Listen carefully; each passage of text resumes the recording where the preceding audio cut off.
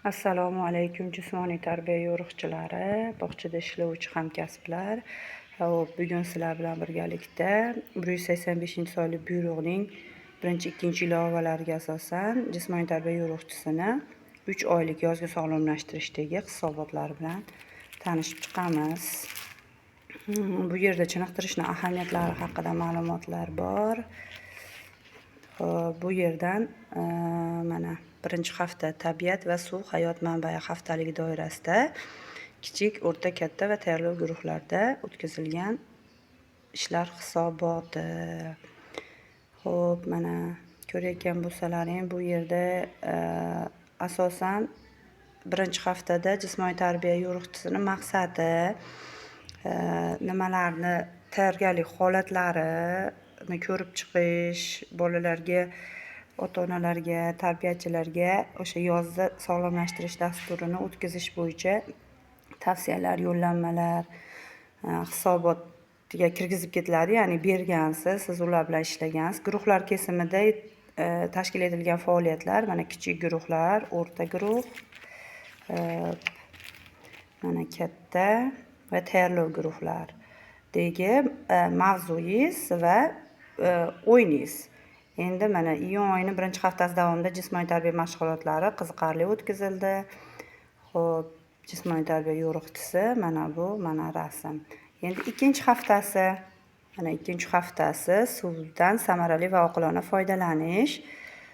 Xo'p, bu yerda ham o'sha bog'lar bo'ylab sayohat, bog'chaga sayohat, yassioyoqlik kasalligini oldini oluvchi, davolovchi mashqlar, nima qilgan bo'lsangiz, shularni yozasiz. Chiniqtirish va xavfsizlik. Mana iyun oyining 2-haftasida barcha sport sog'lomlashtirish tadbirlarini bolalarning yoshiga, individual va sog'lik holatlariga qarab, ob-havoga qarab o'tkazildi. Nima ish qilgan bo'lsangiz, xo'p, yozasiz. Bu 2-haftasi ketyapti. Mana rasm hisoboti. Mana bu 3-hafta gigiyena va sog'lom turmush tarzi. Bu yerda ham bolalar bilan qilgan ishlaringiz, guruhlar kesimida faoliyat.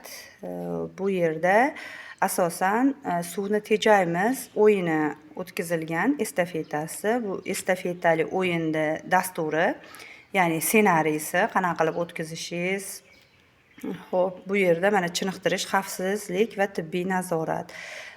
Nimalar qilgansiz hafta davomida, o'sha ishlaringizni kirgizib ketasiz. Endi bu narsa hammada har xil bo'lishi mumkin. Masalan, kimdir ota-onalar bilan ishlagan bo'lishi mumkin bu hafta davomida.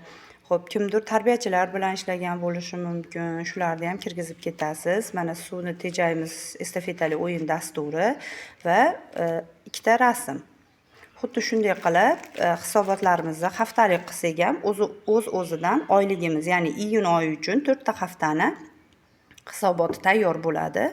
Va shu bilan birgalikda o'zimiz uchun rasmlar, hisobotlar 1 oydagi tayyor bo'ladi. Shunday qilib 3 oyligini tiqsak, o'z-o'zidan yozgi sog'lomlashtirishda oylik hisoboti, 3 oylik hisoboti tayyor bo'ladi. Bu yerda jismoniy tarbiya yo'riqchilar yozgi sog'lomlashtirish oylik ish rejasi ham, buni ham birgalikda amalga oshirib borasizlar. Ya'ni bunda sanalarini qo'yib, o'sha mavzularingni mana 1-iyun, endi bunda yozmabman, hozir yozib qo'yaman. Iyun oyi tepasida o'zi turibdi. Mana 1-4-haftada 2 marta o'tganman. Bularni ham o'sha haftaning oxirgi kunlari, masalan, payshanba, juma kunlari bu tadbirlarni ham o'tkazib borganman va ularda har bittasini hisobotini qilib, mana ko'rdilaring, rasmini qilib qo'yganman. Ya'ni bitta fayl papka va bitta ish rejamiz bo'ladi. Bundan kelib chiqqan holatda ish rejamizdan kelib chiqib hisobotlarimizni mana yozib olamiz 2-haftada. Mana mavzu, bu yerdagi mavzular bilan ish rejamiz mavzulari bilan bir xil. E'tiborlaring uchun rahmat. Tushunmagan narsalaring bo'lsa so'rasalaring, javob berishga harakat qilaman. Sog' bo'linglar.